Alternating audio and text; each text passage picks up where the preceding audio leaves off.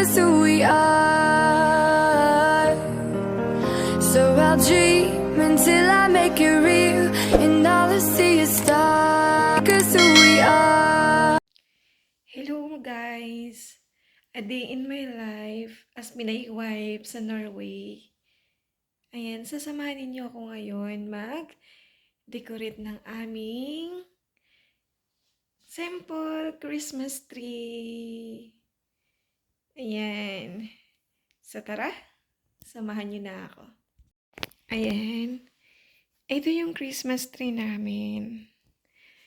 Since nung nakilala ko yung asawa ko, lagi na talagang pine tree yung Christmas tree.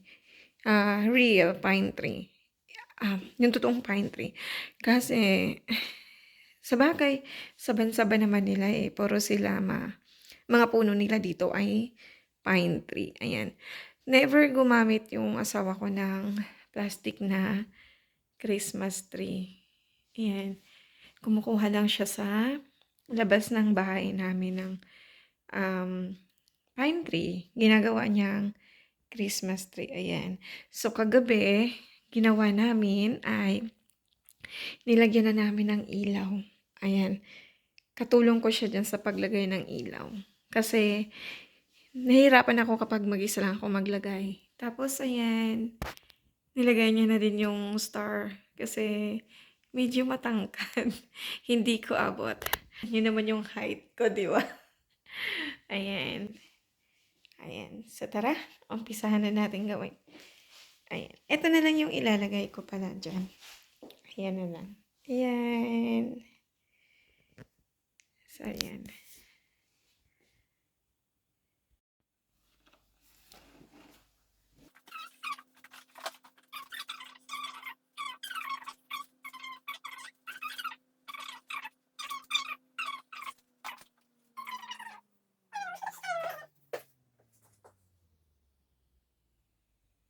Ayan.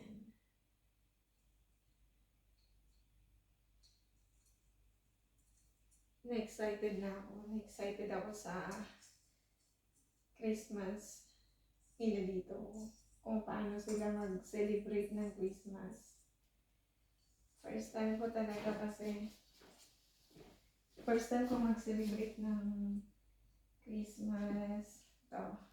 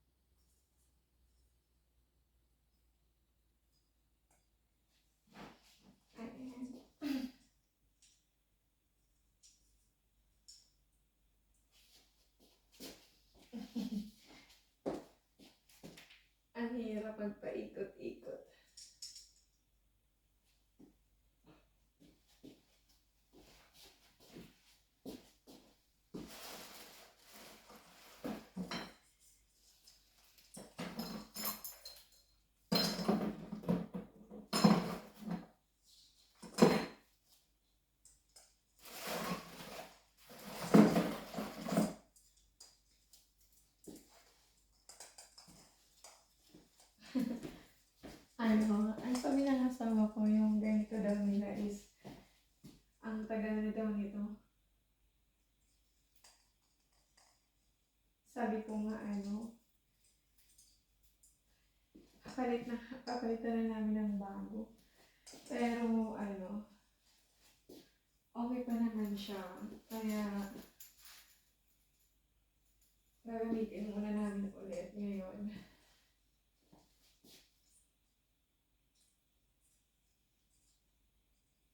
Ayan.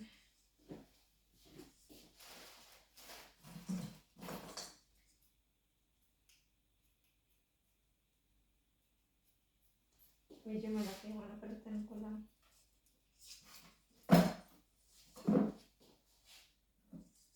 Diba kung sa Pilipinas, more on plastic tayo. Naiintindihan ko naman kasi nga naman, wala tayong mga masyadong puno doon. Pero sa probinsya namin, dati, nung, bata pa lang ako,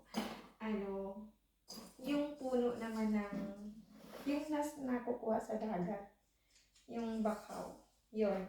Yan naman yung ginagamit namin Christmas tree sa probinsya before. Pero nung medyo malaki na ako, nag-stay na ako sa Cavite, ang ginagamit na more on plastic. Kasi nga naman, wala nga naman kasing masyadong puno sa Cavite. Anong gagawin doon? Christmas tree. Kaya sabi ko, kaya naiintindihan kung bakit plastic. Kaya na-excite ako ngayon kasi first time kong mag-decorate ng Christmas tree tapos totoong pine tree pa. Nag-double excitement yung ang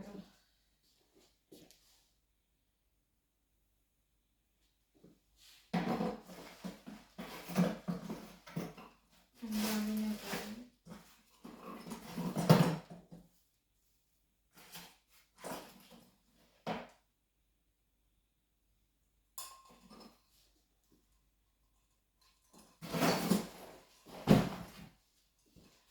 Ang galing. Yan nga lang. Kaya naman pumatong.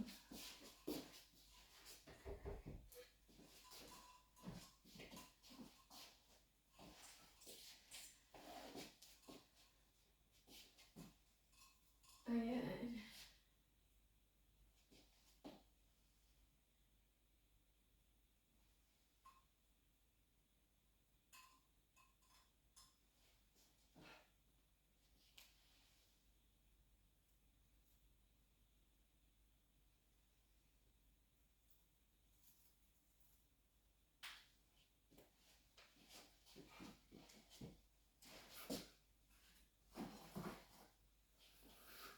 Sabi niya, pag kulang, dadagdagan pa namin to. Bibili kami sa Bergen ng pwede namin ilalagdag.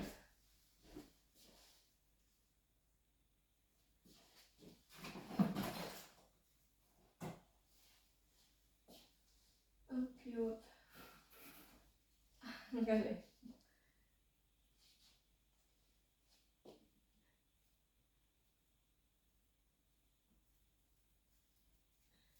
Yun lang kailangan ng matibay-tibay.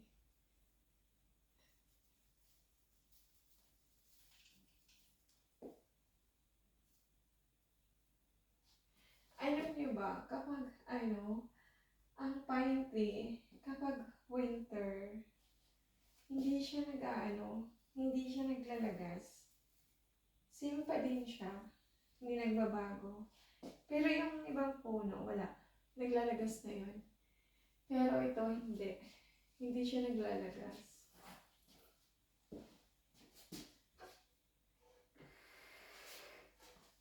Magaling na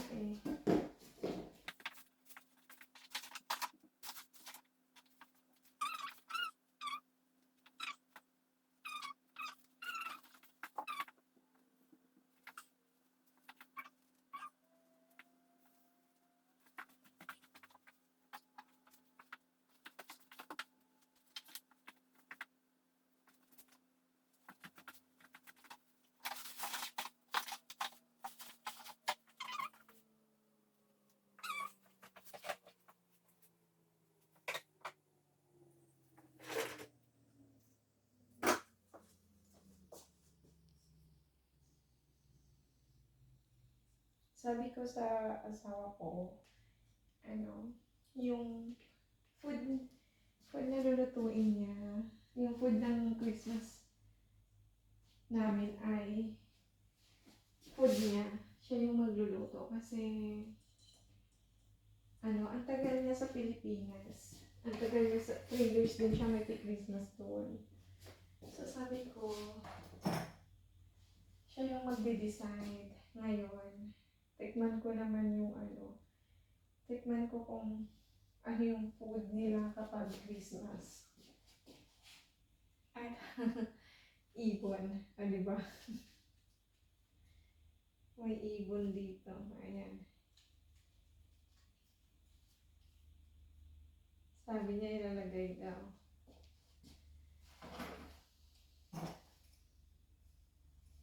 Ilalagay natin para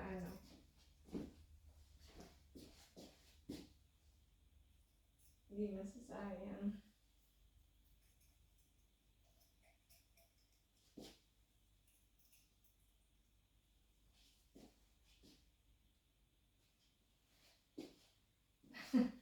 Ang kulit, no?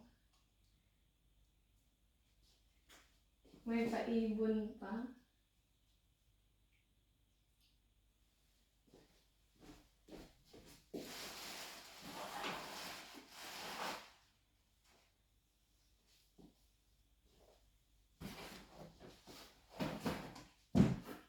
Tapos, ito.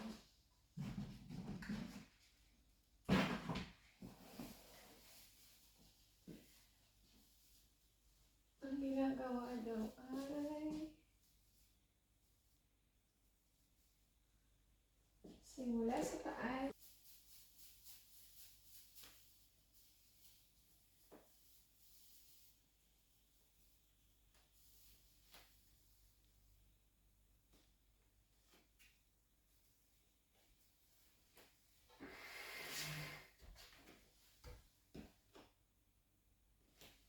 Ang ganda sana kapag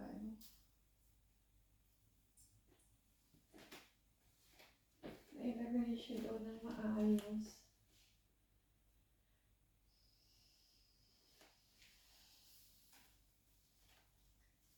Ay, hindi. Sa akin.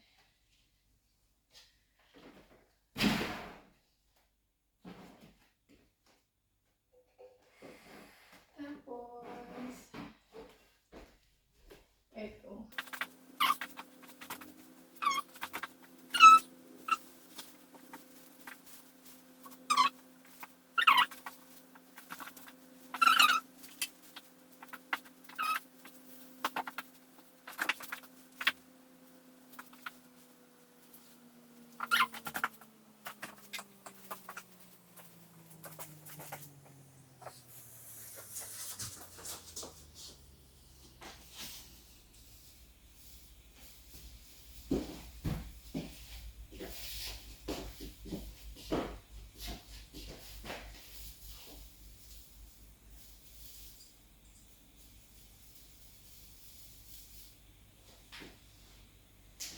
Ayan.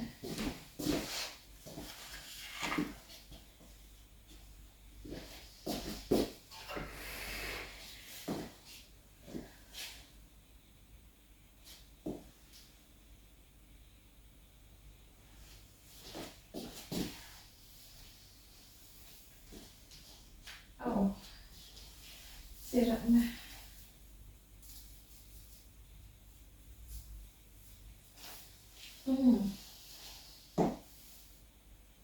Ito. Sira na din.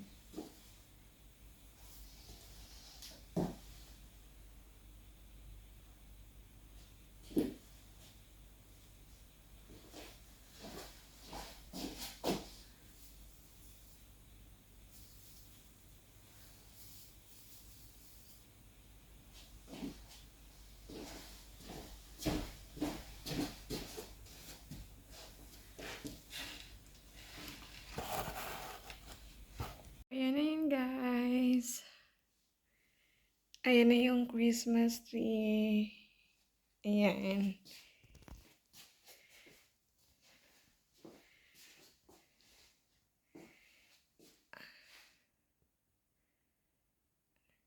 Ayan. Hello! Ayan. So, kung nagustuhan niyo yung video ko, don't forget to like, comment, and subscribe para mas updated kayo sa mga bago kong video. Bye-bye! Hada!